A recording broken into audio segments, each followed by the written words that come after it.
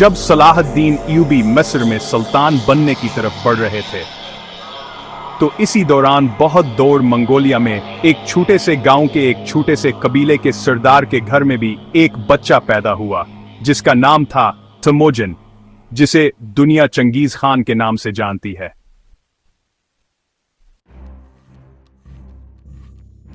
जी हां, सलाहुद्दीन अय्यूबी और Genghis Khan एक ही दौर में जिंदा थे।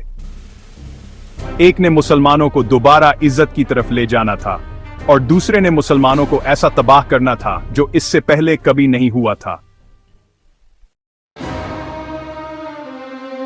फलस्तीन और खुसूसन यरूशलेम के खोने के बाद मुसलमानों का कोई मजबूत लीडर तो नहीं था, लेकिन इस दौरान सबसे जबरदस्त किरदार मुसलमानों के उलमा और स्कॉलर्स ने अदा किया, क्योंकि इससे पहले जो मुसलमान आपस में लड़ते रहते थे और बहुत सारे फर्कों में बटे हुए थे, उन्हें कुछ अजीम स्कॉलर्स ने एक मकसद पर इकट्ठा करना शुरू किया। किसी भी हाल में फलस्तीन को दोबारा फतह करना है।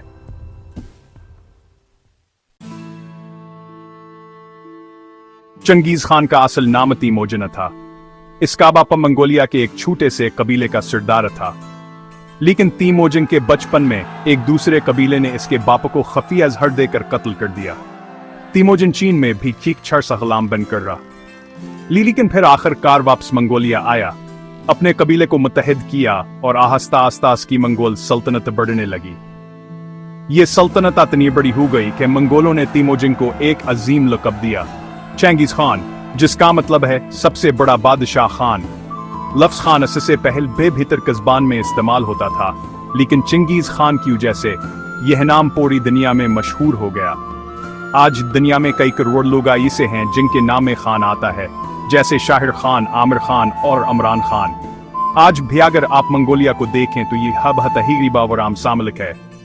इस जमाने में तो यह और भी कमजोर था, इसीलिए चंगेज खान की सल्तनत बनने के बावजूद चीन ने इसे संजीदगी ने लिया।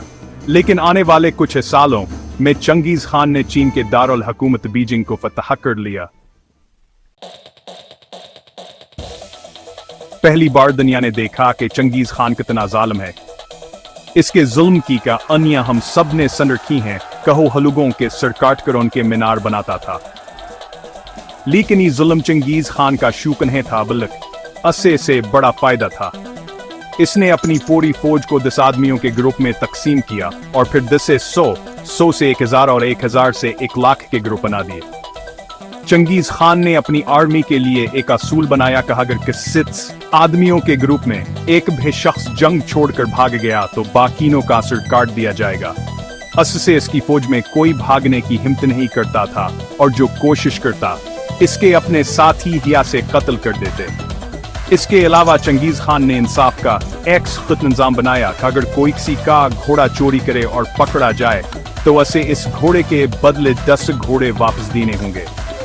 अगर वापसन हद इसकातुन हसून सिर्फ बदल की इसका पूरे खानदान, बीवी, बच्चे, माँ बाप सब कत्ल कर दिए जाते। इस तरह चंगेज खान की ये जालिम सल्तनत बहुत तेजी से फैलती गई और आखिरकार मुसलमानों की एक सल्तनत ख्वारिज़्म से टकरा गई।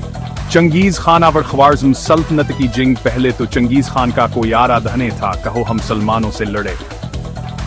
इसीलिए इसने ख्वारिज़्म के बादशाह की तरफ दोस्ती का पैगाम भेजा और एक कोफ रवाना किया, लेकिन ख्वारिज़्म के बादशाह ने इस सारे वफ्द को गिरफ्तार कर लिया। इनके रिहाई के लिए चंगेज खान ने अपना सफीर भेजा, मगर बादशाह ने इस सफीर का भी सिर कलम कर दिया। यह बहुत बड़ा जुर्म था। सफीर या पैगामर सां को कत्ल करना इस्लाम में और दुनिया के हर कानून में ममनू है। जब चंगेज खान को इसकी खबर मिली तो वह आग बगोला हो गया। अभी हासिकी इज़्ज़त वकार का सवाल था। इसने अपनी सबसे बड़ी फौज 1 लाख सिपाहियों पर मुश्तमिल लेकर ख्वारिज़्म की तरफ पेशकदमी शुरू कर दी और यहां से मुसलमानों और मंगोलों के दरमियान अगले 100 साल तक जारी रहने वाली खूनरेज़ जंगों का आगाज हुआ। चंगेज खान ने बड़ी तेजी से ख्वारिज़्म सल्तनत को रौंद डाला, हर शहर को फतह करके इसकी पूरी आबादी को कत्ल किया और फिर उनके सर काट कर बड़े बड़े मीनार बना दिए ताकि पूरी दुनिया पर इसकी दहशत तारी हो जाए। चंगेज खान ने बड़ी तेजी से ख्वारिज़्म सल्तनत को रौंद डाला।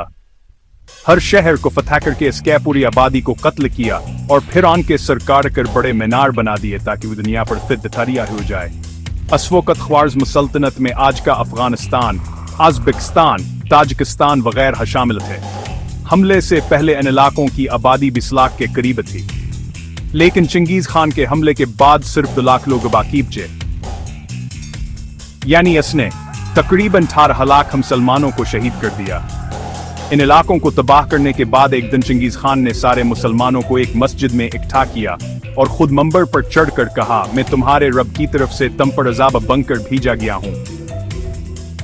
इसके बाद मंगोल सल्तनत और भयबढ़ती गया और शमाल की तरफ रोस को भी फतह कर लिया। लेकिन आसी दौरान मंगोलिया में चंगेज खान का भाई, जो पूरे सल्तनत का बादशाह था, कत्ल हो गया। नानछा चंगेज खान को मजबूरन अपने फौज का बड़ा हिस्सा वापस ले जाना पड़ा और सिर्फ एक छोटी फौज यहाँ छोड़ दी। कुछ अरसे बाद चंगेज खान का इंतकाल हो गया। अपनी मौत से पहले इसने अपने बेटे ओगुदे को पूरी सल्तनत का बादशाह बनाया और सारी मंगोल सल्तनत को अपने बेटों में तकसीम कर दिया।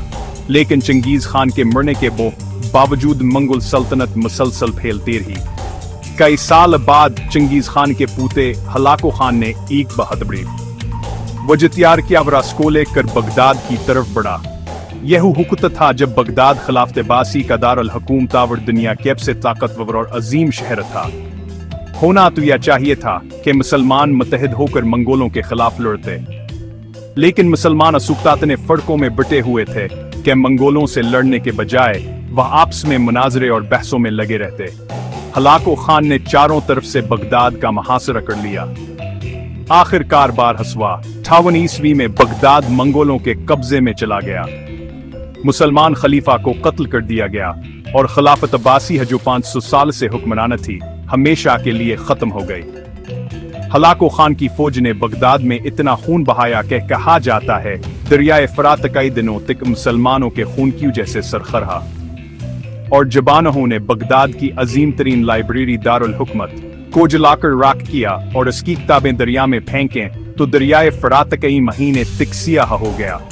तारीख में मुसलमानों पर कभी इतना सख्तूकत नहीं आया था, क्योंकि अब न सिर्फ मुसलमानों का कत्ल आम हो रहा था, बल्कि इस्लाम की मकसद तरीन जगहों को भी खतर हलाक हो चुका था। अगर ममलूक सल्तनत न बचती तो मक्का और मदीना का कंट्रोल अब मंगोलों के हाथ आ जाता।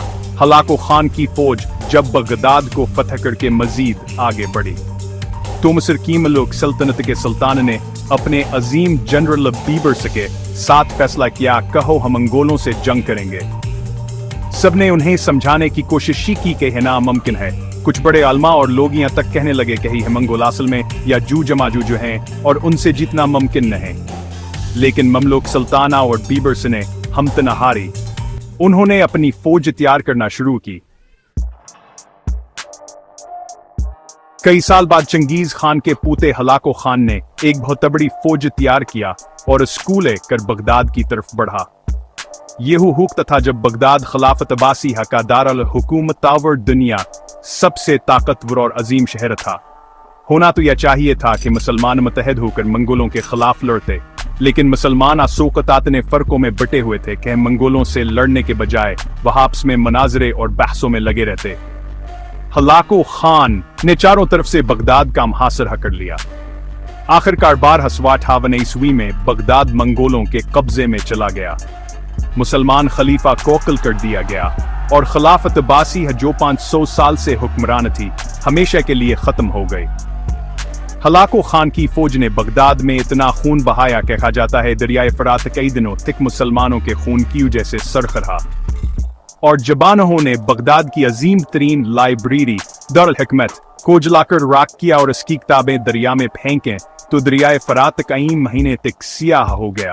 तारीख में मुसलमानों पर कभी इतना सख्तूकत नहीं आया था, क्योंकि अब नहीं सिर्फ मुसलमानों का कत्ल आम हो रहा था, बल्कि इस्लाम की मकसद तरीन जगहों को भी खतर लायक हो चुका था।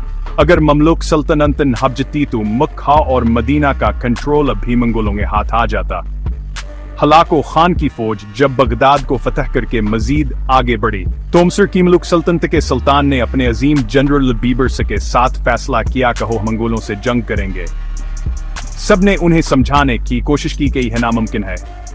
कुछ बड़े अल्मा और लोग यहाँ तक कहने लगे कहीं हिमगुल असल में या जूज माजूज हैं और इनसे जीतना मुमकिन नहीं। लेकिन ममलुक सुल्ताना और बीबर्स ने हमतना हारी। उन्होंने अपनी फौज तैयार करना शुरू की। इसी दौरान मंगोलिया में हलाको खान का भाई, जो पूरी सल्तनत का बादशाह था, मर गया। हलाको खान को बड़ी फौज लेकर वापस जाना पड़ा और इसने एक छोटी फौज यहां छोड़ दी। आखिरकार फलस्तीन में इन जालूत के मकाम पर मुसलमानों और मंगोलों का आमना सामना हुआ। यही है जगह थी जहां हजारों साल पहले हजरत दाऊद अलैहिस्सलाम ने जालूत को शिकस्त दी थी। अब फिर तारीख अपने आप को दोहरा रही थी और असी मैदान में कमजोरी मुसलमानों ने पहली बार मंगोल सल्तनत को बड़ी तरह शिकस्त दी। यह हंग थी जिसने मंगोलों की सल्तनत की तो सियाह हमेशा के लिए रोक दी। इसके बाद मंगोलक भय भयातने आगे नहीं बढ़ सके। ये थी मंगोलों और मुसलमानों की तवीला और खूनरेज जंग, जिसके बारे में रसूलुल्लाह सल्लल्लाहु अलैहि वसल्लम ने 600 साल पहले हदीस में इशारा फरमाया था और जो आखिरकार ऐन जालूत की जंग पर खत्म हुई। अगर जंग में मंगोलों को रोक दिया गया, मगर मुस्लिम दिन बैत या का एक बदबराहिस खान के कब्जे में आ चुका था और कोई यान्हें चैलेंज करने वाला नहीं था। लेकिन फिर आस्ता आहिस्ता ये ही मंगोल इस्लाम को पढ़ने और समझने लगे और आखिरकार इससे इतने मुतासिर हुए कहो हम सलमान हो गए। फिर ही इलाके दोबारा हम मुसलमानों के कंट्रोल में आ गए। अगर आप चंगेज खान की औलाद के नाम देखें तो शुरू में इन सब के नाम खालिस मंगोल थे, जैसे ओगोदे, जोजी, लागो वगैरह। लेकिन आस्ता आस्ता नके नामा सलामी हो गए, जैसे मोहम्मद, तैमूर, यूनसावर, बाबर, क्योंकि हिंदुस्तान पर हुकूमत करने वाले सल्तनत भी चंगेज खान की औलाद में से थी। हजरत उमर अज़्ज़ैन और चंगेज खान में एक बात मुश्तरक थी कि दोनों ने अपने जमाने की सबसे बड़ी और ताकतवर सल्तनतें बनाई थीं।